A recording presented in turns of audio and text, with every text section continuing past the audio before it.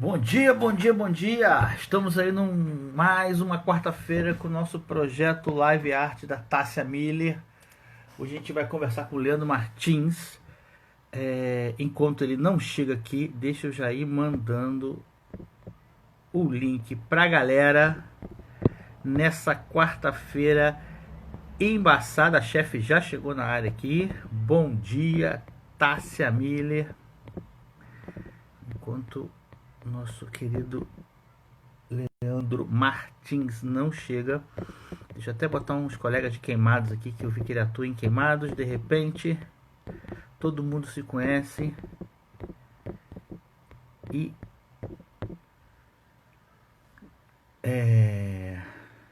um dia muito embaçado aqui em Volta Redonda. Tá nublado, tá muito feio. Bom dia, Marcos Vinícius Colasso.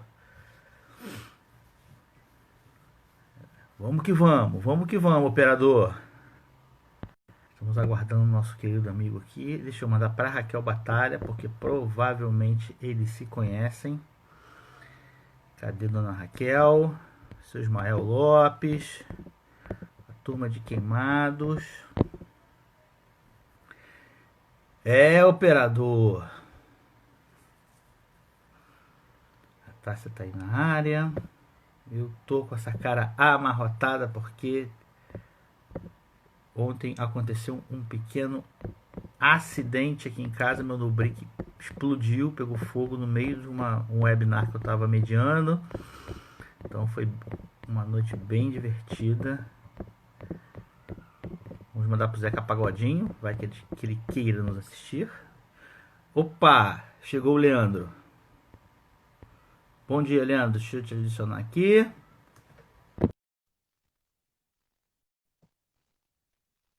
Tá adicionando.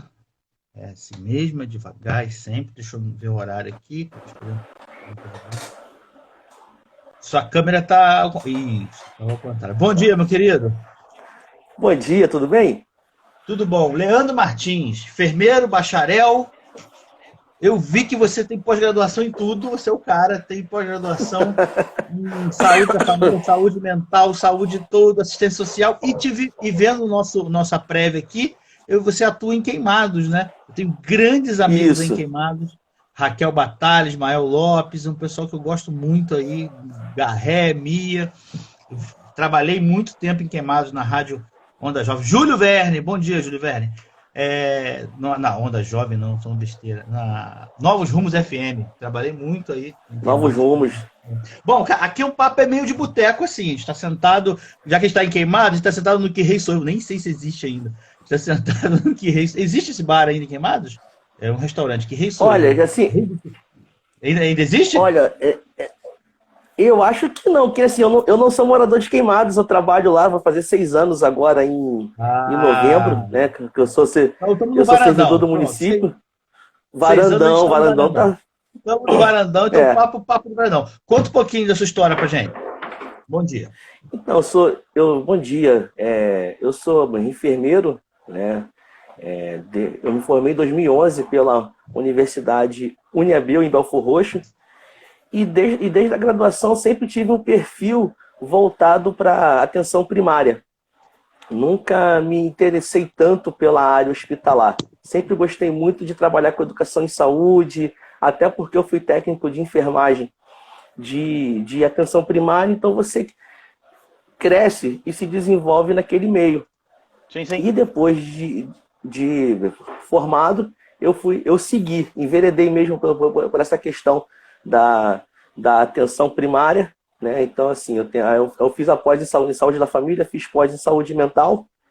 A pós em saúde da família foi pela Escola de Enfermagem Luísa de Marilac, São Camilo. Saúde mental foi pela Estácio de Sá. E fiz também gestão de atenção a redes de saúde pela Escola Nacional de Saúde Pública Sérgio Arouca, né? Porque se falar de saúde pública no Brasil, obrigatoriamente você tem que ter algo da Fiocruz. Né? Que bacana. Aí tem outras pós que eu fiz voltada também para a área da docência, que é uma paixão que eu tenho. Né? Eu sou professor da formação técnica em enfermagem, né, pelo Colégio Curso Mova.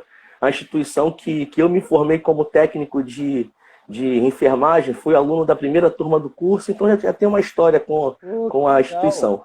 Que legal, que legal. Assim, eu tenho muito carinho e me solidarizo muito com a profissão da enfermeira. Minha esposa é enfermeira, ela é enfermeira intensivista. E é uma profissão muito parecida com professor. É uma profissão e com policial também. É uma profissão fundamental, né? Fundamental para a saúde. No caso do professor, para a formação das pessoas, no caso da polícia, para a segurança. E a sociedade meio que dá uma, né? Não tem um olhar que merecia. E é diferente de outros países, né? Você vai na Argentina, que eu falo com propriedade que eu morei lá, mas em outros, a enfermagem ela é vista como quase em pé de igualdade com o médico, por exemplo, com a medicina. Porque são complementares, né? Não são diferentes e nem tem separação hierárquica, né? São complementares. Eu acho linda, a profissão linda. Tem um artista, ele tem uma mística, ele é inglês, ele tem uma mística que de vez em quando ele aparece, picha a parede, vale uma grana as obras dele. E agora, ele estava um tempão sem fazer nada, e aí no auge da pandemia na Inglaterra, ele desenhou na parede no hospital uma enfermeira, e é um balde, assim, eu tentei achar a foto para mostrar, mas não consegui a gravura. É um balde, onde tá o super-homem, tá o Batman, todos jogados no balde assim, e tem um menininho brincando com a enfermeira. Assim, quer dizer, com a roupinha, para ver o valor. Eles são super-heróis, né? Isso. E a gente já entrando nisso, qual foi o impacto na enfermagem, assim, com essa pandemia que tá... Parece que acabou, né? A gente tem a sensação que parece que acabou, mas tá no auge. Olha, eu não consigo entender, né, o que a gente tá vivenciando ainda, porque as pessoas parece que se acomodaram, botando assim entre aspas, com a situação. Vai muito pela forma que a pandemia está sendo tratada no nosso país, né? A enfermagem, nós já perdemos mais de 196 profissionais da enfermagem no Brasil. O Brasil acho que é o segundo país no mundo, ou o primeiro, se não me falha a memória, em óbitos de profissionais da enfermagem. Que isso? Então, assim, tem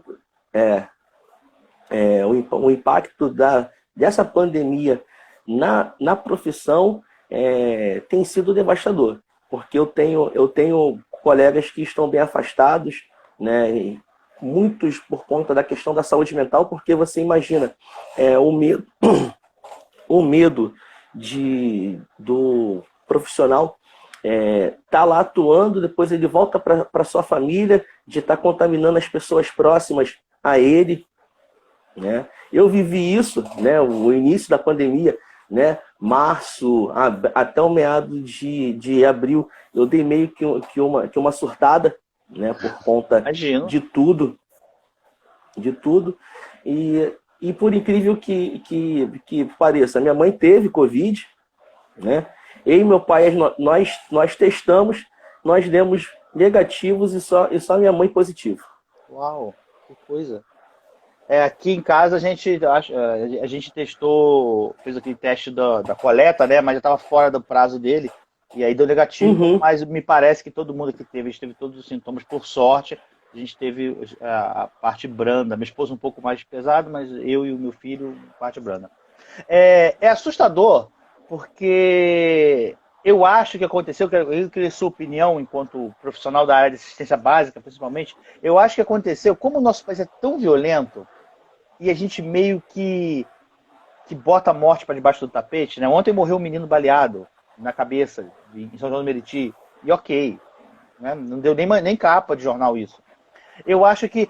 ontem, falaram. eu dei uma olhada aqui, ontem foram 1.271 óbitos. Isso é muita gente. E tá meio arroz com feijão, ok, né? Entrou pra conta. É um negócio assustador. Mas na saúde das pessoas, assim, você que convive ali na linha de frente, né, da assistência básica, as pessoas estão sentindo mais medo, assim, elas estão mais assustadas? Ou elas também internalizaram isso e ok?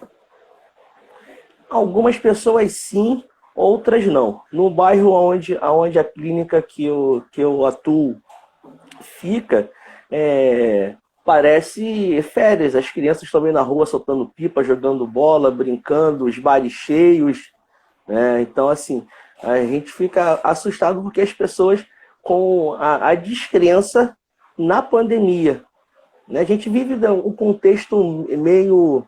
chega a ser irônico no nosso país de como as autoridades estão lidando com isso. Então, assim, isso também explica um pouco do comportamento da população. Eu acho que, de certo modo, faltou, né? Faltou um norte, né? Não tem. Não Cada um tem, fala uma não coisa, tem. né?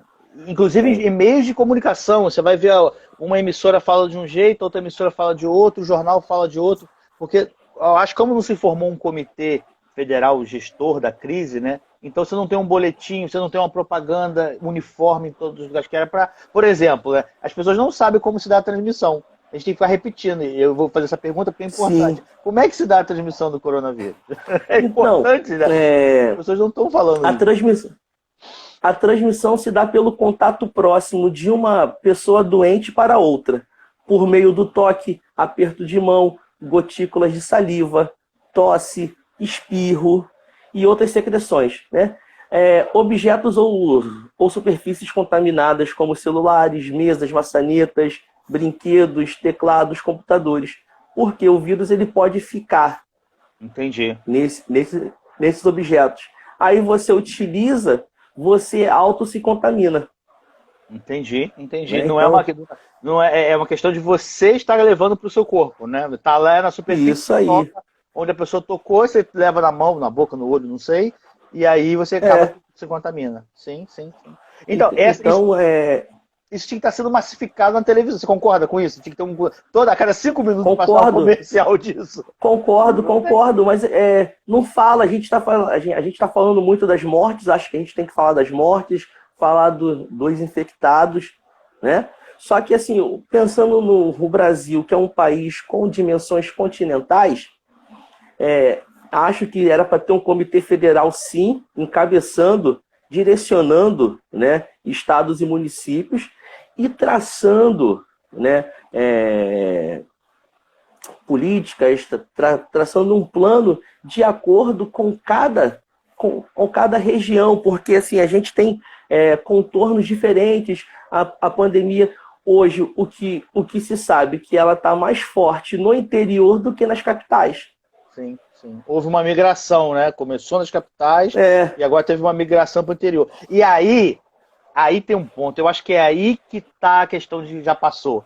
Porque enquanto estava em Copacabana, Leblon, na Itália, em Nova York, meu Deus, o mundo vai acabar. Agora que veio para Queimado, Japeri, Paracambi, agora ok. Esses caras já morrem lá mesmo.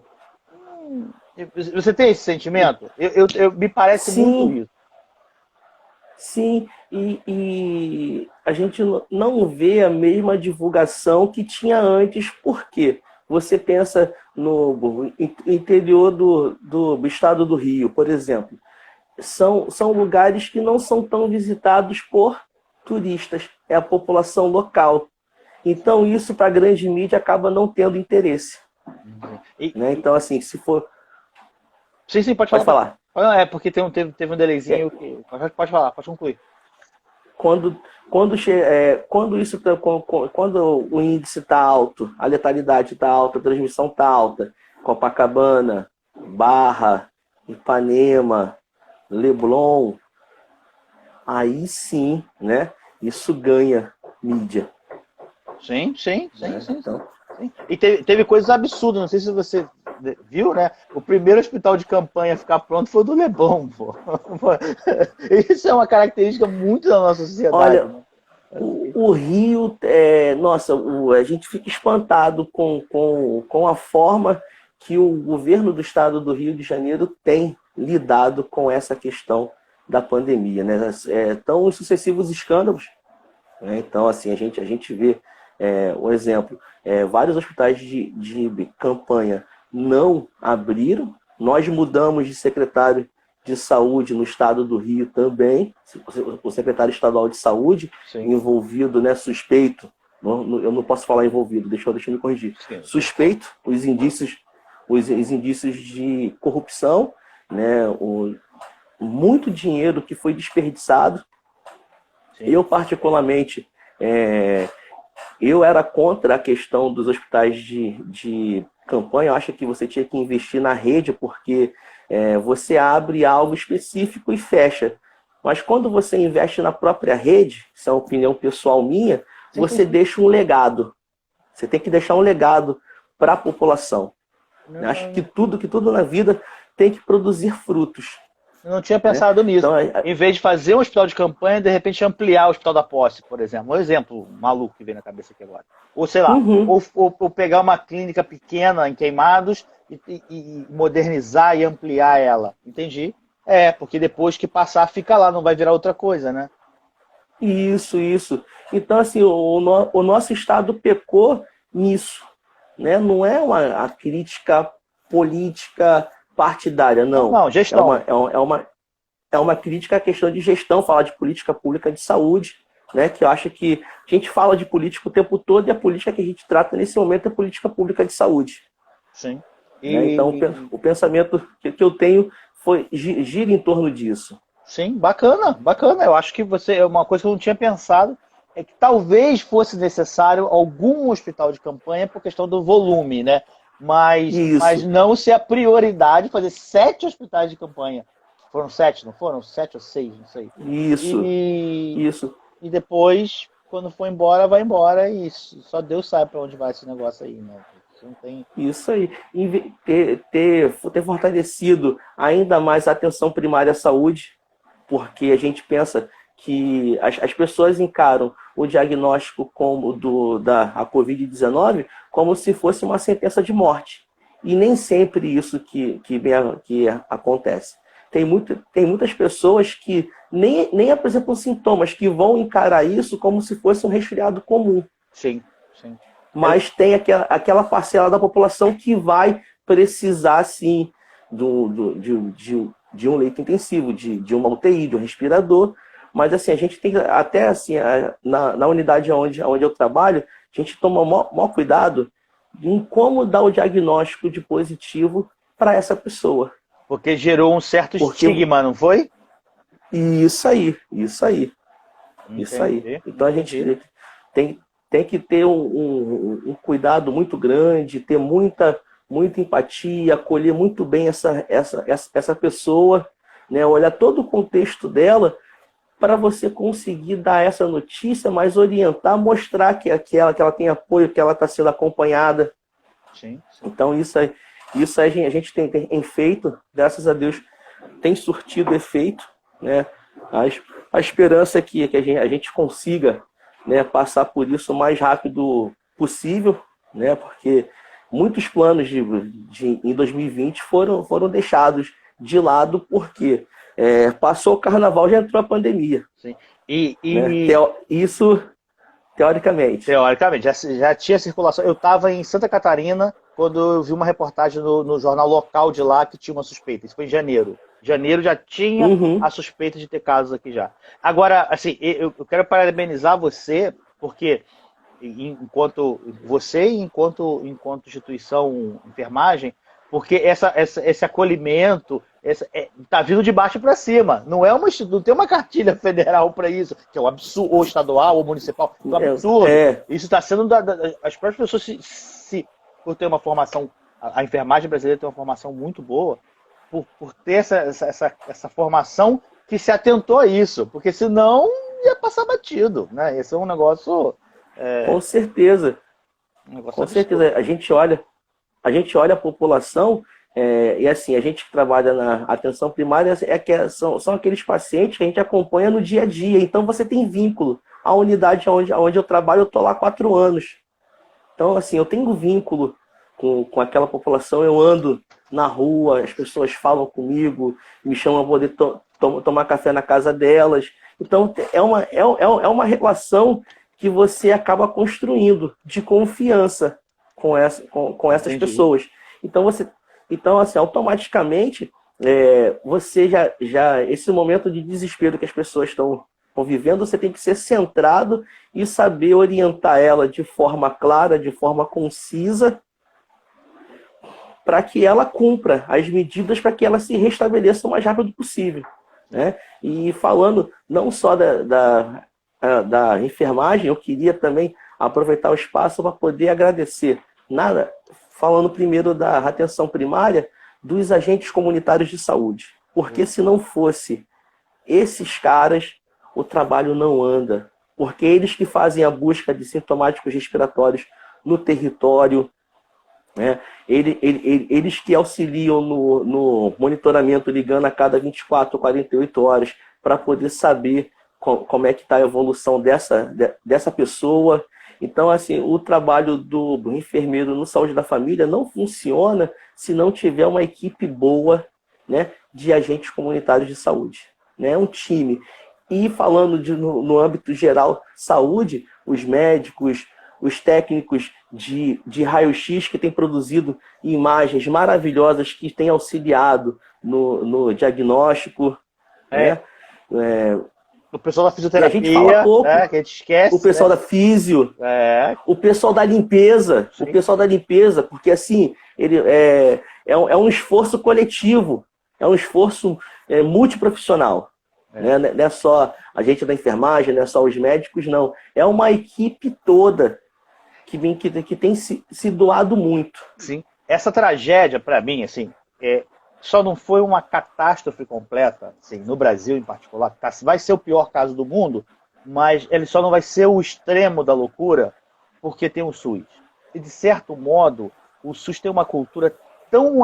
Apesar de criticar, de ter problema, mas ficou claro que, comparado com os Estados Unidos, por exemplo, a gente está bem na fita, mesmo com todos os nossos problemas.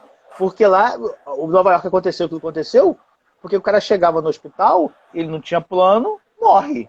Bal, não tem conversa. Não tem grana para pagar, ia pro final da fila. E aí esse cara acabava que morria.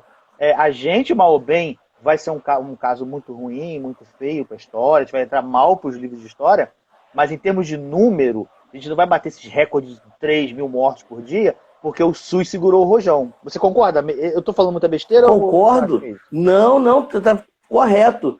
Porque eu até vi reportagens do cara sair do hospital nos Estados Unidos com a conta de mais de 500 mil reais. Exatamente. Né? O teste que, assim, a gente em Queimados está bem testando a população. Todas as unidades do município estão bem testando a população. Sim. Esse teste aqui na rede privada custa 180 até 250 reais. A população está tendo acesso de graça pelo SUS. Então isso é legal a gente frisar, porque às vezes a população acha, até porque assim, no nosso país, uma outra crítica que eu chego e faço também um pouco a alguns políticos, não são todos, que parece que eles gostam do caos para poder ter como trabalhar. Sim. Eu sonho no SUS funcionando redondinho, certinho, é meu sonho, como está lá a teoria, que a gente consiga trazer isso para a prática e que as pessoas consigam ter acesso a tudo, que a pessoa vá num posto que ela consiga ter acesso a tudo. Né? E o SUS, a gente viu o hospital particular encaminhando paciente para o SUS. Manaus na época que o Mandetta era ministro, né? Ele tinha aquelas lives, né, diárias, aquelas entrevistas diárias que ele dava, ele estava chegando e citando o caso. Se um hospital não tem condição particular de chegar e cuidar de um paciente de Covid, fecha.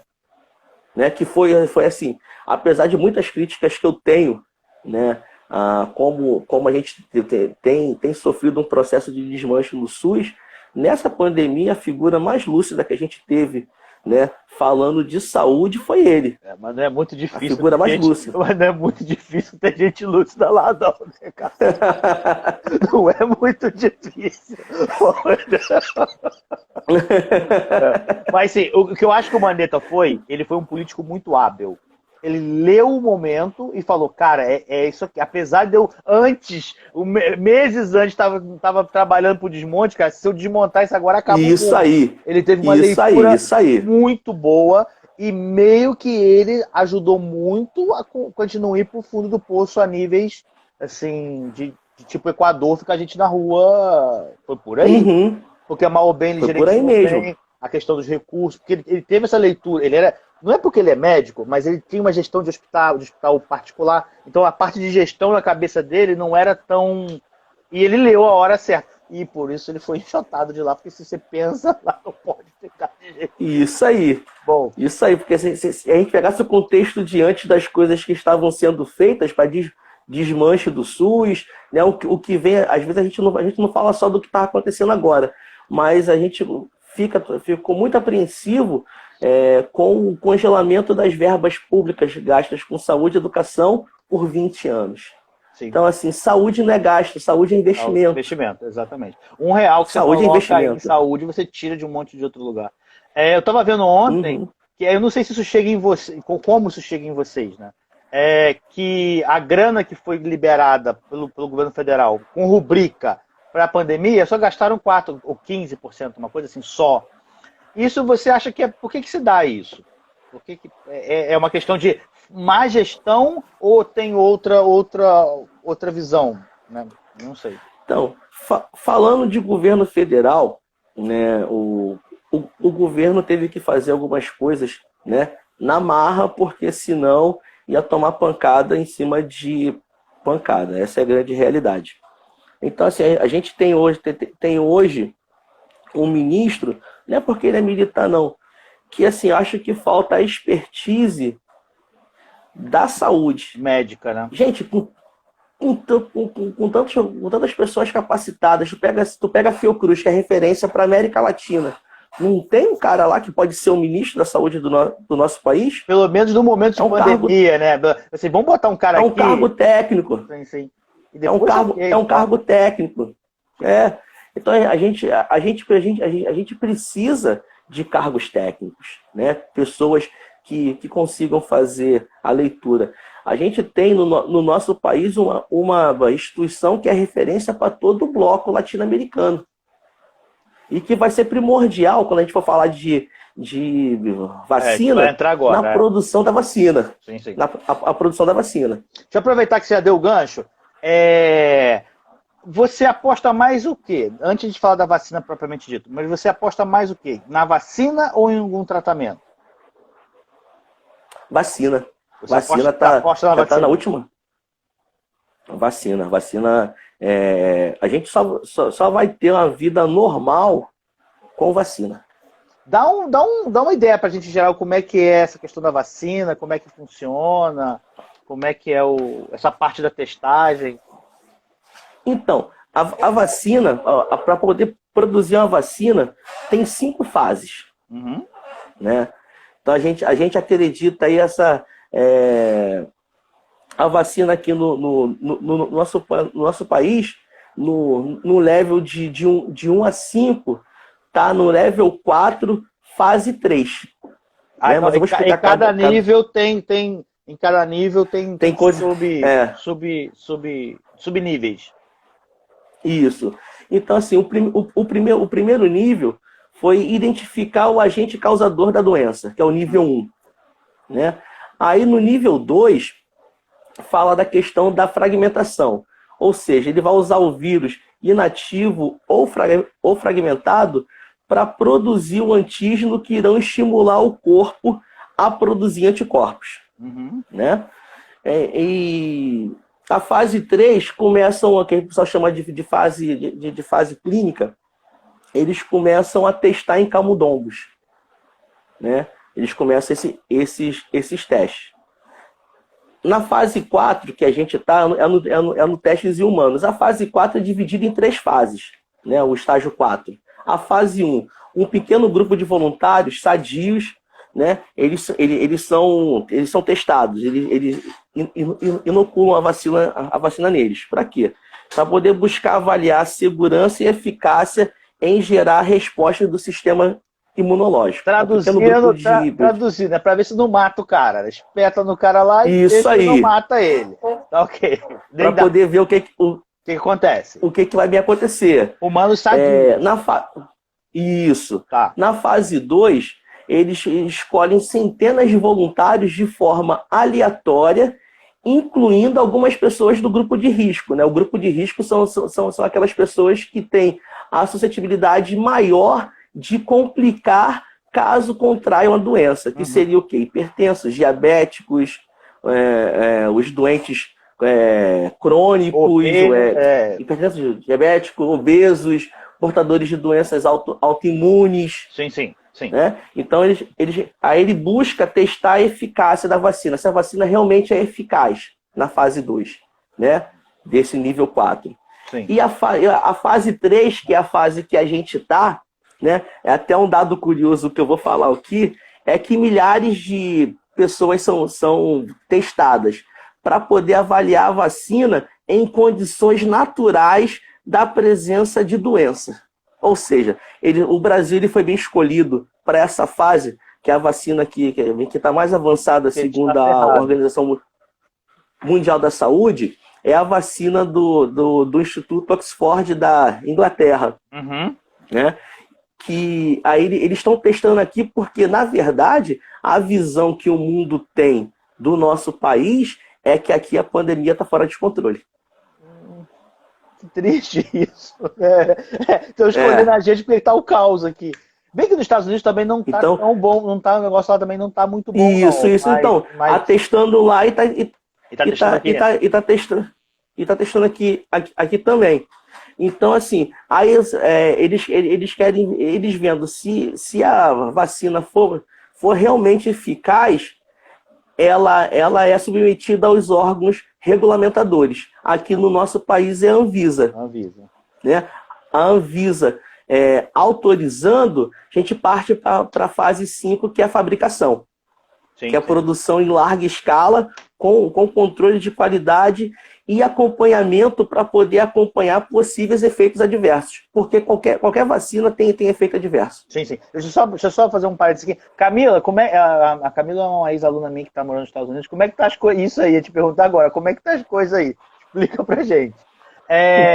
E aí, então você aposta na vacina. Você acha que a vacina vai vir primeiro do que um tratamento? Porque primeiro começou a conversa fiada e aí, desculpa a palavra, eu sei que é um físico falando, mas não tem outra palavra para mim. A conversa fiada da cloroquina, que foi uma cortina de fumaça política, e desde o começo, porque rapidamente lá fora já sabia que não ia funcionar, mas teve uma pressão muito forte dos Estados Unidos aqui, né? E aí forçou até o OMS continuar estudando isso, mas acabou que não deu em nada, e agora tem comprimidos de cloroquina pro resto da vida. Pro resto da vida dos brasileiros. Nos próximos 20 anos a gente tem cloroquina aqui no nosso país. Está resolvido o nosso problema de cloroquina. E depois apareceu a Anitta, que eu não consigo falar o nome, e não consigo falar esse nome de jeito nenhum. Então, ivermectina. A ivermectina, ela teve resultados positivos, né, em laboratório, não em seres humanos. A gente está vendo muitos profissionais prescrevendo, mas o que acontece? Como não tem um tratamento específico para a Covid-19, os médicos eles estão utilizando os medicamentos de acordo com a observação deles, de como os pacientes têm reagido. Sim, né? Sim. Que eu acho que isso é racional, isso é lógico, né? Eu acho que aí faz sentido. Aí faz sentido. A cloroquina pode até, vamos usar 1% dos casos dar certo em tal conjuntura. Ok, usa, mas não é para ser um negócio que você comprar na farmácia e tomar em casa, pô. Não, aí... Então, falando nisso, o nosso país é recordista de intoxicação por medicamentos. Então, as pessoas elas fazem uso de medicação por conta própria. Tanto que o protocolo que o Ministério da Saúde criou não tinha assinatura de nenhum médico. Sim. Porque ninguém quis se responsabilizar. O paciente tinha que assinar. Eu tomo isso aqui, morrer, problema. Aqui, a Camila disse pra gente que lá tá o caos também, tá igual ao Brasil, e que estão reabrindo tudo, meio que do dia para a noite, parque aquático, bar, praia. E depois fecharam tudo. O número subiu, aí fechou. Foi o que aconteceu em Belo Horizonte, né? Em BH. Os caras, abriram tudo, ficaram desesperados, fecharam. Em Brasília também foi a mesma coisa. Abriu e... Goiás também. Eu acho que essa questão de abrir e fechar, tudo para mim é questão de não politizar, né? A questão de abrir e fechar é isso mesmo, né? O cara cria um parâmetro, cria uma forma de testagem, cria lá os seus indicadores, bateu no indicador, fecha. Melhorou, abre. Bateu no indicador, fecha. E aí, vida que segue. Só que isso não é explicado. Até surgir a vacina vai ser assim. Isso não é explicado. Até surgir a vacina vai ser assim. Isso não é falado, isso não é padronizado, você não tem um grande debate nacional sobre isso. O negócio, cada um foi inventando o seu parâmetro, porque como não tinha um alinhamento geral, né? Como é que está em Queimados, assim? Como é que está sendo feita a coisa em Queimados? Deixa eu particularizar um pouco. Então em Queimados tem um comitê de gestão, né, em relação à Covid, que tem passado instruções para a gente. Nós estamos testando. O município vem, nas 6 últimas semanas, caindo a taxa de contágio, a taxa de letalidade da doença, né? Ainda existem pessoas que estão seguindo as orientações do distanciamento e as medidas estão sendo afrouxadas, né? Porque isso faz parte desse momento que a gente está vivendo. Porque, assim, senão a gente sabe, no início as pessoas falavam o seguinte: fique em casa.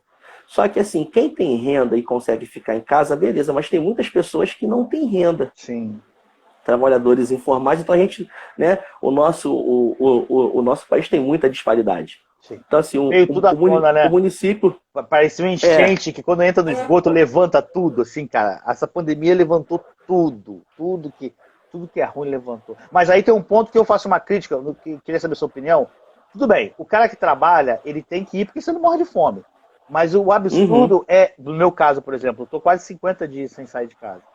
As pessoas que podem fazer e não fazem. Esses caras dá vontade de matar os caras, sabe? Então, assim, a gente vê muito resenha clandestina, coronavírus à festa. Sim, que é caso absurdo lá do Grajaú. Sim. Porque, na verdade, a população em si, ela enfrenta a pandemia com vários entendimentos. E ela observa muito os profissionais. O que cada profissional está fazendo e tal, tudo, porque ela confia. Então ela quer seguir, ela quer ver o que tá acontecendo. E lá, falando particularmente do município que eu trabalho, o município de Queimados, município que eu tenho muito carinho, né? Apesar de ser iguaçuano, né? De nascença, pelo tempo que eu já estou em Queimados, as amizades que eu cheguei e construí, Queimados está no meu coração. Começou na frente, testando a população. E a gente foi muito criticado por conta disso, por ter os índices lá em cima. Só que, assim, muitos municípios, a gente estava na frente de outros municípios porque eles não estavam testando da forma que a gente estava testando. Então, quanto mais você testa, mais fácil você encontrar casos positivos e tratar. E fazer gestão, então, assim, acho que você está falando, né? Se você está fazendo se você está fazendo testagem, você sabe, tem um foco ali deixa eu pegar lá em 5 poços. 3 poços ou 5 poços, não lembro. 5 poços. Ou 3, não lembro. Então vamos tomar conta lá, vamos fechar um pouco mais lá. O centro tá bacana, então ok, deixa eu abrir um pouquinho. É só testando, porque se você não testa, você não sabe, né? Sim. Então, assim, os outros municípios começaram a testar agora. Então, assim, o número, mesmo que não encontrem um número tão alto de casos ativos, os casos que já se curaram, que entram na estatística, começam a aparecer. Né? Então, assim, a gente vê que, partindo desse princípio que a gente não teve um direcionamento, né? O governo federal fala assim: não, olha só, o filho é meu. Eu vou fazer assim, dar o direcionamento para os estados e municípios. Cada um foi bem seguindo um padrão próprio. Sim. Né? E as coisas. Aí, a partir daí, a gente foi vendo. Ontem eu realizei 20 testes. Nenhum dos 20 testes que eu cheguei e realizei deu positivo. Coisa boa. Graças a Deus. Coisa boa. Engraçado que a gente criticou tanto o Taxa assim que ele entrou, né? Taxa isso, taxa aquilo. E depois que ele saiu, por questões, né, óbvias, e ele deu uma entrevista na Globo News, e ele falou que ele estava fazendo uma matriz exatamente disso, de analisar caso a caso, município a município, e propor parâmetros para a especificidade daquele município. Paracambi é diferente de Volta Redonda, que é diferente de Queimados, que é diferente de São Paulo. Não dá para botar a mesma régua para todo mundo. Não tem como, né? Sim, Deixa eu mandar um abraço aqui pro sim. Vitor, que está aqui, Daniele Ferraz, o pessoal que está chegando aí, curtindo a nossa live, que bom que vocês estão gostando.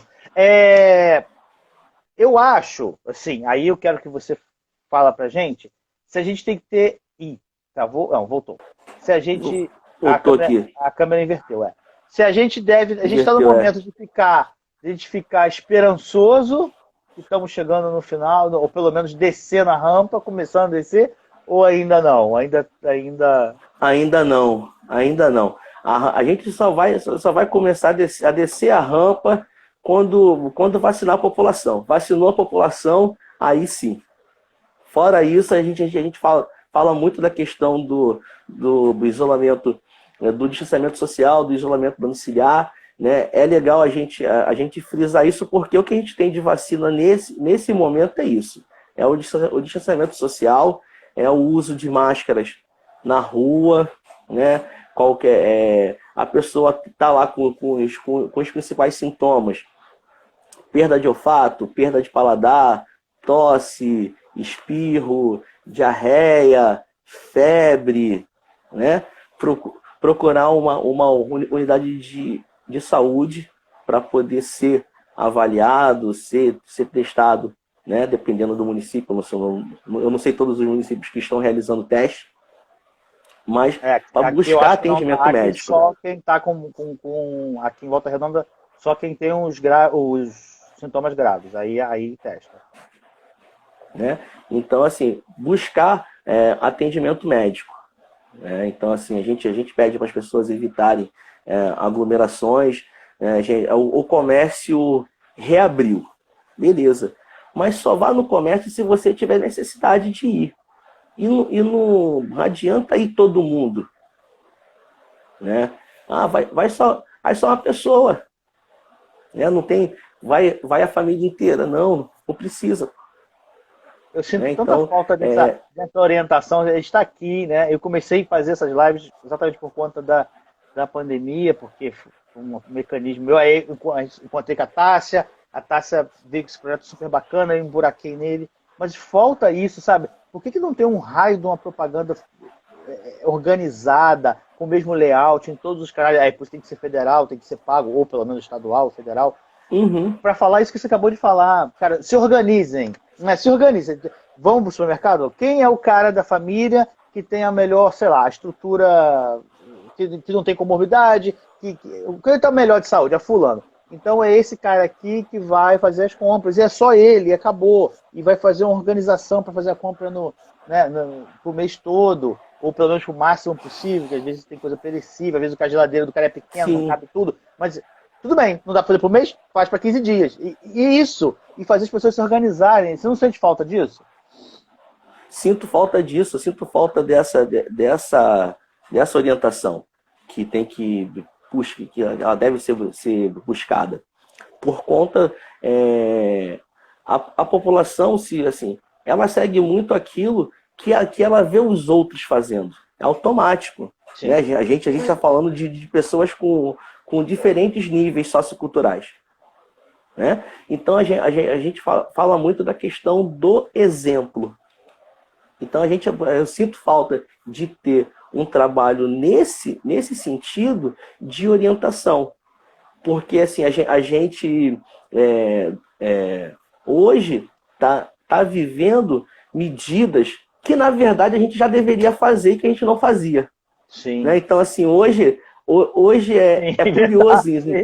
Em 2020 a gente falar de lavagem das mãos. É um negócio porque, muito engraçado, né? Isso.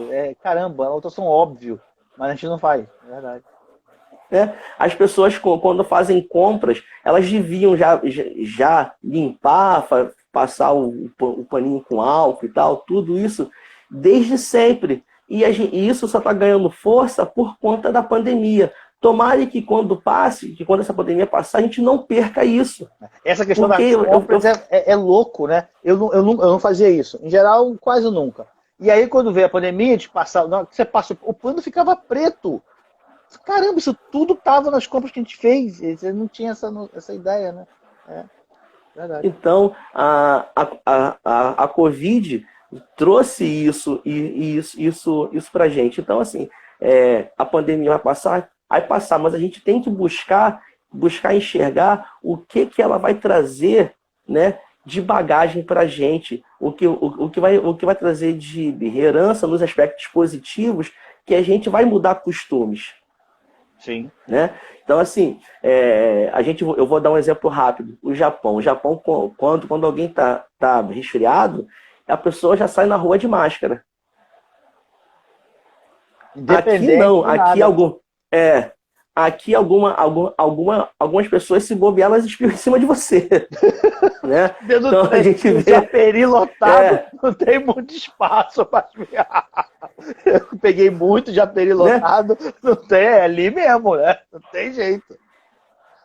Então, assim, a gente tem que encarar essa pandemia como uma chance de sermos pessoas melhores, de sermos cidadãos melhores, que a gente consiga ter consciência de defender o SUS. Sim. Porque se não fosse o SUS, como tu disse no início aí, nós estávamos, né, em uma situação bem pior do que nós estamos hoje. E o cidadão ele tem um papel fundamental de fiscalização. O SUS só bem existe porque foi um esforço popular e que a gente perdeu isso isso veio se perdendo durante os anos. E hoje a gente critica o SUS. Gente, quando o SUS falha, pode ser falha do profissional que está te atendendo, porque às vezes o profissional que atua no SUS, ele tem que conhecer o SUS, ele tem que acreditar no SUS, ele tem que defender o SUS. Uhum. E pode ser uma falha, a falha de gestão também. Sim. Mas assim, a gente vê que algumas coisas podem ser resolvidas lá no frente a frente com o paciente. E às vezes tem alguns profissionais, né, não realizam isso. Então, assim, eu defendo o SUS, eu acredito no SUS. Né? Então, os melhores profissionais estão no SUS. Sim, então, assim, a gente pega aí INCA, referência. INTO, referência. Né? A gente tem aqui no Rio o IED, Instituto de Endocrinologia, referência. Então, o Instituto de Cardiologia é SUS, é patrimônio nosso. E a gente precisa defender isso. Eu acho que a população tem, e é um momento que a gente pode aproveitar, que isso depois vai ficar aqui, as pessoas vão ver, isso vai para o YouTube, que a Tássia coloca lá. As pessoas têm que se conscientizar. Eu vim das classes mais baixas, então eu sei exatamente o que é o SUS, a fila, de madrugada para marcar ponto. Ok, isso é tudo uma coisa ruim, que poderia ser melhorado. Mas as pessoas têm que conseguir defender o que é delas. Não é tacar pedra, que é diferente. Isso é uma bosta. E aí você abandona. Não, isso está ruim, tem problemas, mas é meu e eu quero que melhore. É isso, é o empoderamento das coisas da sociedade, que a gente tem que acordar para isso enquanto sociedade. É votar nos caras, independente de A, B, C, cima, embaixo, direita, esquerda, mas votar em caras que diz, o Mandetta, por exemplo, é um cara de direita que defende o SUS, né, hoje. Hoje. Mas eu acho que o discurso dele para frente, acho que isso ficou claro para os políticos, que são políticos de verdade, que é a maioria, me parece, ficou claro que a importância do SUS, que talvez eles não tivessem isso na cabeça, agora eles têm. Tipo, o SUS não posso abrir mão disso, senão pode dar... Estou falando muita besteira ou é por aí mesmo? Não, tá certo, porque até aqui cita também os hospitais universitários também é nosso, são bem heranças nossas que nós temos que cuidar, zelar, porque eles absorvem a população. Principalmente quando a gente fala de defesa do SUS, eu tenho que falar que a gente precisa investir em atenção primária. Atenção primária. Porque você produz cuidado em saúde investindo em atenção primária. Porque não adianta eu abrir o hospital. Né? Eu posso abrir 100 hospitais. Se a atenção primária não funcionar, esses 100 hospitais eles vão estar lotados o tempo todo e funcionando acima da capacidade, a gente tem o atendimento que começa a complicar. Sim. Então, assim, quando eu invisto na atenção primária, eu invisto no nível primário, no nível secundário e terciário, né, a gente faz essa correlação, a gente está produzindo saúde. Porque se a atenção primária funciona, eu não vou ter o Hospital Geral da Posse lotado.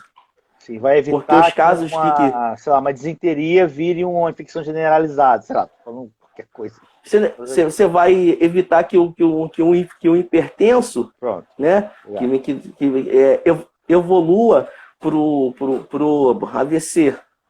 Sim. Né? Então, a gente fala, eu defendo muito a atenção primária, né? Eu sou apaixonado pela atenção primária à saúde. Eu gosto muito dessa questão de educação em saúde. Você pega alguns conceitos de Paulo Freire, você consegue trazer para a saúde e aplicar a questão de educação em saúde, de você falar que não existe saber mais ou saber menos, existem saberes diferentes. Sim. E dentro desses saberes diferentes, você faz com que a pessoa adquira conhecimento para poder evitar se contaminar por doenças. Aqui na minha cabeceira, aqui, ó. Aqui. Deixa eu aproveitar esse momento. Conclui, que eu quero... Não, pergunta, senão eu me empolgo. Não, conclui que tá bom, isso que você está falando eu acho importantíssimo. Conclua que a questão você estava fechando com que a assistência básica ela é fundamental, né? Sim, fundamental. Fundamental. Aí, citou Paulo Freire, vamos tomar a cerveja juntos. Os haters vão meter... passar a pandemia, a gente marca isso aí. Os haters vão meter a então, assim... Mas pode falar. Porque o pessoal... Atenção primária é fundamental. É fundamental, é tudo que a gente precisa, né? Para a gente poder começar esse processo de produção de construção de saúde. Deixa eu te falar uma coisa, e aí eu vou deixar você muito à vontade, caso você não queira, que aí quem manda aqui é você. Eu acho que além de tudo, nessa pandemia trouxe essa discussão que veio lá, que não precisava ter vindo de fora, a gente já tinha... Ontem a gente teve o exemplo do menino, Ítalo é o nome do menino, que faleceu ontem. Você dentro da área de saúde, enquanto profissional, você acha que essa questão da discriminação racial ela é um problema sistêmico? Você, por exemplo, passou por... Eu já vou te falar que eu passei vários momentos embaçados, assim. Mas você passou por isso? Passei, assim, já de pessoas se negarem de ser atendidas por mim porque eu era negro. Porque eu sou negro. Já enfrentei isso, eu já trabalhei um tempo na rede hospitalar, já passei por isso, né? Então existe isso as pessoas, e o meu artigo de conclusão da pós da Fiocruz, eu falei de saúde da população negra, eu falei da incidência de câncer de colo uterino em mulheres negras, né, fazendo uma associação com a questão do racismo institucional, né? Então, assim, isso está no nosso país, é uma realidade, infelizmente, né? Não é discurso de vitimismo nem nada, porque às vezes as pessoas acham, está se fazendo de vítima aqui, não sei o quê. Não, é algo que acontece. A gente enfrenta, né, ainda mais coisas quando a gente vai trabalhar em outros lugares, porque você é negro da Baixada Fluminense, então as pessoas já tem esse preconceito. Preconceito 2. Carga 2. Carga 2. E quando a gente vem de instituição privada, então as pessoas querem colocar o nosso conhecimento em xeque o tempo todo. Né? Então, assim, eu me lembro de... Não, sim, eu coordeno um curso aqui numa instituição privada e eu trato a gente que nem... mas a gente ganhou o negócio aqui, a gente marcou e eu usei. Mas tem, sim. Quer dizer, então assim, preconceito 3, nível 3. Então você é um vencedor, rasaço, né? Pô, que bom. Entendeu? Então, assim... Eu trabalho, é uma questão de ideal meu mesmo, a questão de trabalhar na Baixada Fluminense, né? Então, assim, eu trabalho na Baixada Fluminense, eu faço questão de dizer isso, e a melhor escolha que eu fiz na vida foi trabalhar na Baixada Fluminense, né? Porque eu chego e trabalho com os meus, né, com as pessoas que vivem a mesma realidade que eu vivo, e que a gente precisa mostrar isso, escrever mais sobre a Baixada Fluminense, publicar mais artigos sobre a Baixada Fluminense, para que as pessoas olhem para a gente. Então a gente precisa, né, fortalecer isso nas mais diversas áreas, da gente chegar e falar da questão falar de saúde da Baixada Fluminense, falar de educação da Baixada Fluminense. A gente precisa falar disso. Precisa ser dito. Então é legal eu trabalho em Nova Iguaçu, trabalho em Queimados, né? Então assim, são 2 municípios que eu amo trabalhar, e que a gente precisa produzir, né, nesse sentido, para a gente poder ganhar as manchetes. Porque as pessoas, quando falam de Baixada Fluminense, só falam de tragédia. Não falam das coisas boas que tem aqui, das coisas que podem ser melhoradas aqui, né? Então a gente precisa defender, né, essa questão toda. Gente, não é papo de político, não sou candidato a nada. Eu tô defendendo a Baixada Fluminense porque eu resido aqui, eu acredito na Baixada, e nós temos muitos talentos aqui, muita gente boa, muitos profissionais bons. Eu tô viajando, lembrei do Garré, que é um super cantor que tem aí as letras lindas, tem escritor, tinha uma Casa da Cultura, cara, Queimado, tem a Lara Larissa, que mexia com a parte de audiovisual e de Queimados é um celeiro de gente boa. Queimados é espetacular. E não é isso, é uma questão da testagem. É a cidade que está testando. E ninguém sabe. Então, vamos escrever um artigo sobre isso. E também falar que a gente vai começar a testar pelo município, também fazer a sorologia para a Covid-19 em GG e GM, nas unidades, em algumas unidades específicas. E a gente vai ter o PCR, né, o SWAB, nas unidades também, em algumas unidades sendo realizadas. Então é legal a gente falar isso, né? Não é bem defesa política. Quem for assistir depois assim, não é defesa política. É uma questão de você chegar e falar de um trabalho que está sendo feito e que impacta direto na vida da população. Sim. Então, aí é bom, é legal, porque a gente consegue, quando a gente pensa em construir o cuidado do paciente, a gente tem recurso. Então eu acho legal a gente falar isso, né? Porque a gente precisa enaltecer, porque a gente bate tanto. Eu sou um que bato muito. Então, assim, quando tem essas coisas boas, a gente precisa falar também, porque a gente tem que ser imparcial. Sim. Então, assim, eu busco ser imparcial. Né? Quando a gente fala da Baixada, tem que fazer todo esse discurso que não é político. E quando eles falam do Leblon, não precisa fazer essa discussão toda. Meu querido, a gente está indo para o final, tem 1 minutinho para a gente terminar. Eu queria dizer que foi um prazer te conhecer, foi muito bom. Eu quero te parabenizar por todo o seu esforço, seu trabalho, sua dedicação. Quero muito ler o seu artigo, vou caçar ele aqui. Se você puder, você me manda, que eu vou ter o maior prazer em ler e divulgar ele aqui. E eu vou deixar esses 30 segundinhos para você mandar sua mensagem final, querido. Eu queria agradecer, né? Eu estou vendo vários amigos aqui. A Dani, minha amiga já de mais de 15 anos de amizade, Jane, tem uma galera que está me assistindo. Esse momento é um momento da gente estar se cuidando, estar se prevenindo, da gente chegar e manter o distanciamento social. Sentiu algum dos sintomas que eu cheguei e citei, procura uma unidade de saúde. Tá? Eu agradeço o convite, né? Já fiz um novo amigo, né? O que precisar, a gente está à disposição. E quando passar a pandemia, tá bom? Vamos juntar Dani, você, eu, Marcos Vinícius, vamos marcar um chopão lá no Varandão, que é uma terrinha boa demais. Tá bom, querido? Beleza. Um abraço, bom te conhecer. Abraço. Na luta e tamo junto. Tchau, Valeu, gente. Tchau. Tchau. Tchau.